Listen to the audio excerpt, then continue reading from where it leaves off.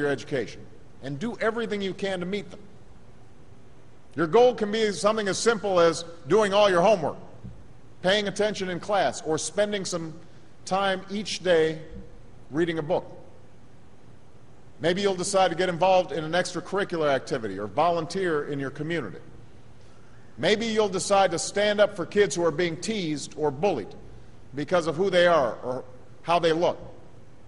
Because you believe, like I do, that all young people deserve a safe environment to study and learn.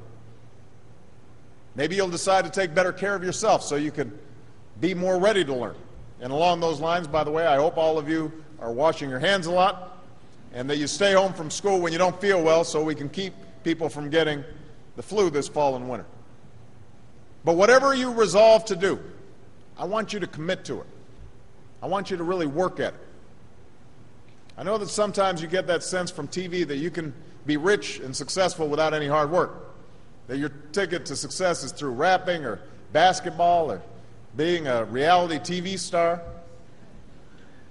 Chances are you're not going to be any of those things. The truth is, being successful is hard.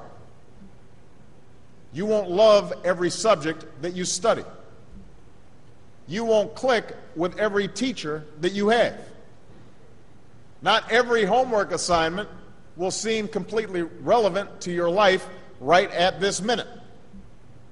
And you won't necessarily succeed at everything the first time you try. That's okay. Some of the most successful people in the world are the ones who've had the most failures. J.K. Rowling, who wrote Harry Potter, her first Harry Potter book was rejected 12 times before it was finally published.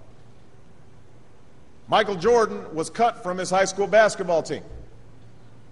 He lost hundreds of games and missed thousands of shots during his career. But he once said, "I have failed over and over and over again in my life, and that's why I succeed."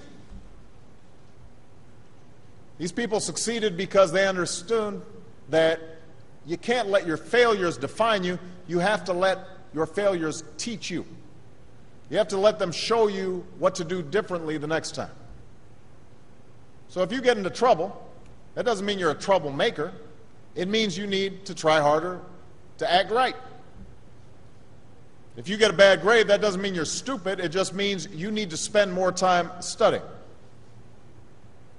No one's born being good at all things. You become good at things through hard work. You're not a varsity athlete the first time you play a new sport. You don't hit every note the first time you sing a song. You've got to practice. The same principle applies to your schoolwork. You might have to do a math problem a few times before you get it right. You might have to read something a few times before you understand it. You definitely have to do a few drafts of a paper before it's good enough to hand in. Don't be afraid to ask questions. Don't be afraid to ask for help when you need it. I do that every day. Asking for help isn't a sign of weakness, it's a sign of strength, because it shows you have the courage to admit when you don't know something, and that then allows you to learn something new. So find an adult that you trust, a parent, a grandparent, or a teacher, a coach, or a counselor, and ask them to help you stay on track to meet your goals. And even when you're struggling, even when you're discouraged, and you feel like other people have given up on you, don't ever give up on yourself. Because when you give up on yourself, you give up on your country. The story of America isn't about people who quit when things got tough. It's about people who kept going, who tried harder, who loved their country too much to do anything less than their best. It's the story of students who sat where you sit 250 years ago and went on to wage a revolution, and they founded this nation. Young people. Students who sat where you sit 75 years ago, who overcame a depression and won a world war, who fought for civil rights and put a man on the moon. Students who sat where you sit 20 years ago, who founded Google and Twitter and Facebook and changed the way we communicate with each other.